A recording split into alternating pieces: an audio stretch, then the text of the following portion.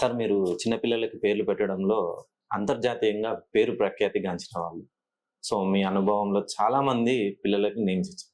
Right. ఈ names వల్ల ఇప్పుడు కొందరు నిక్ నేమ్స్, ఈ నేమ్స్, అమ్మ వాళ్ళ పేర్లు, నాన్న వాళ్ళ పేర్లు ఇట్లా అడిషన్ చేసి చేస్తున్నారు. అసలు ఈ చిన్న పిల్లలకి నేమ్‌తో వాళ్ళ భవిష్యత్తు ఎలా డిసైడ్ అవుతుంది సార్? ఆ భవిష్యత్తును మీరెలా డిసైడ్ చేయగలుగుతారు సార్? రైట్. తప్పకుండా. ఇప్పుడు ఒకటేనండి. ఇప్పుడు మనకు ఒక బంగారం ముద్ద కావాలంటే, ఆ ముద్దను ఎంత కష్టపడితే కార్మికులు కష్టపడితే అది బంగారంగా మారుస్తారు. అవును. ఆ వచ్చినటువంటి బంగారాన్ని మనకు ఎలా అనుకుంటే అలా ఆర్నమెంట్ తయారు చేసి మెడలో వేసుకుంటాం. అవునండి.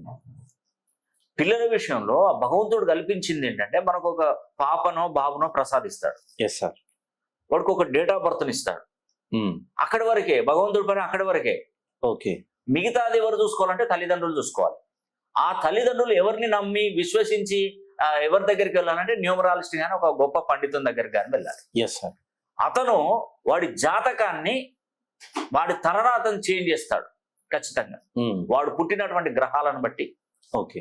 వాడు నడుస్తున్నటువంటి దశలను, అంతర్దశలను బట్టి వాడికి పేరు అనేది కూడా ఆ యొక్క నక్షత్ర ప్రకారం నిర్ణయిస్తారు పండితులు.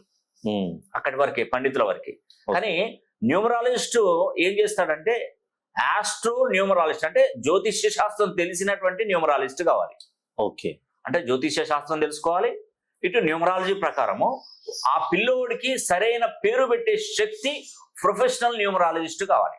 ఓకే. అలా అయినప్పుడు నీ పిల్లవాడు తల్లిదండ్రులు ఏమనుకుంటున్నారు? కలెక్టర్ కావాలనుకుంటున్నారా? నా కొడుకు పెద్ద డాక్టర్ కావాలనుకుంటున్నారా? నా కొడుకు పెద్ద రాజకీయ నాయకుడు కావాలనుకో, ఆటపాటలలో పెద్ద క్రీడాకారుడు కావాలనుకుంటున్నారా? మీరు చెప్పండి, నేను ఆ ప్రకారం నేను సెంటెన్స్ కల్పిస్తాను. కొంతమంది పిల్లలు, నిజంగా చెప్తున్నాను, నేను ఈ మధ్యకాలంలో ఒక జైలు నుండి వచ్చినటువంటి ఒక వ్యక్తి నా దగ్గర కరెక్షన్కి వచ్చాడు. ఓకే. ఎంత బాధపడ్డాడంటే, సార్ నేను జైలు జీవితం అనుభవించాను, చేయని తప్పుకు కూడా నేను ఇబ్బంది పడి నేను కటకటాల పాలైపోయి నేను ఆ శిక్షను అనుభవించి బయటకు వచ్చాను. ఏదో కొంతవరకు నేను చేసింది తెలియంది, చేసిన తప్పు చేయని తప్పు ఏదో ఒకటి నాకైతే శిక్ష పడింది. నేను కొంత చేస్తే నాకు ఇంకా నా మీద చాలా మంది వ్యక్తులు నా మీద ఇబ్బంది పెట్టి నన్ను శిక్ష మొత్తం పడేలాగా చేశారు. నా పిల్లోడికి ఆ పరిస్థితి రాకూడదు సార్, నా పిల్లోడిని ఒక మంచి పోలీస్ అధికారిగా చూడాలని చెప్పాడు. ఓకే. నీ మాట ఫలిస్తుంది, నీ పిల్లవాడు అలా అయ్యే విధంగా నేను చేస్తానని ఆయనకు మాట ఇచ్చాను. ఆ పిల్లవాడి జాతకంలో డిఫెన్స్ కు సంబంధించినటువంటి నంబర్లు కలిపారు. ఓకే. వాడు ఆలోచన విధానం మొత్తం, వాడి గోల్ మొత్తం అక్కడనే ఉంటది. Defence defence defence. ఒక ఐఏఎస్, ఐపీఎస్, ఐపీఎస్, ఐపీఎస్. ఆ రకంగా